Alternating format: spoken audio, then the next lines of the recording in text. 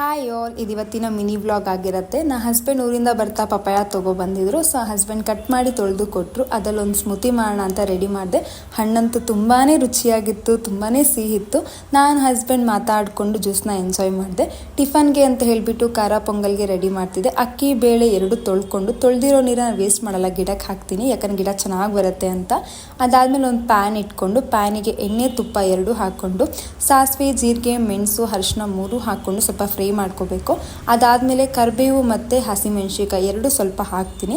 ಅದಾದಮೇಲೆ ಅಕ್ಕಿಗೆ ಏನು ಬಿಸಿ ಮಾಡ್ಕೊಂಡಿರ್ತೀವಲ್ಲ ಇದನ್ನು ಮಿಕ್ಸ್ ಕೊಟ್ಟರೆ ಒಳ್ಳೆ ಖಾರ ಪೊಂಗಲ್ ರೆಡಿ ಆಗುತ್ತೆ. ಬೇಕಾದ್ರೆ ಇದಕ್ಕೆ ನೀವು ಇನ್ನೂ ಶುಂಠಿ ಕೂಡ ಆ್ಯಡ್ ಮಾಡ್ಕೊಬೋದು, ಬಟ್ ನಾನು ಆ್ಯಡ್ ಮಾಡಿಲ್ಲ ಇದರಲ್ಲಿ. ಅದಾದಮೇಲೆ ನನ್ನ ಹಸ್ಬೆಂಡ್ ಬಂದು ಫ್ರೆಶ್ ಅಪ್ ಆಗಿ ರೆಡಿ ಆದರು, ನಾನು ಕೂಡ ರೆಡಿ ಆದೆ. ಅದಾದಮೇಲೆ ಬಾಕ್ಸಿಗೆ ಟಿಫನ್ ಹಾಕ್ಕೊಂಡು ನಾನು ಮತ್ತು ನನ್ನ ಹಸ್ಬೆಂಡ್ ಇಬ್ಬರು ಕೂಡ ಟಿಫನ್ನ ಕುತ್ಕೊಂಡು ಎಂಜಾಯ್ ಮಾಡಿದ್ವಿ. ಸ್ವಲ್ಪ ಹೊತ್ತು ಮಾತಾಡಿ ಆದಮೇಲೆ ನನ್ನ ಹಸ್ಬೆಂಡ್ ರೆಡಿಯಾಗಿ ಇಬ್ಬರು ಆಫೀಸ್ಗೆ ಹೋಗಬೇಕಿತ್ತು, ಹೊರಟ್ವಿ.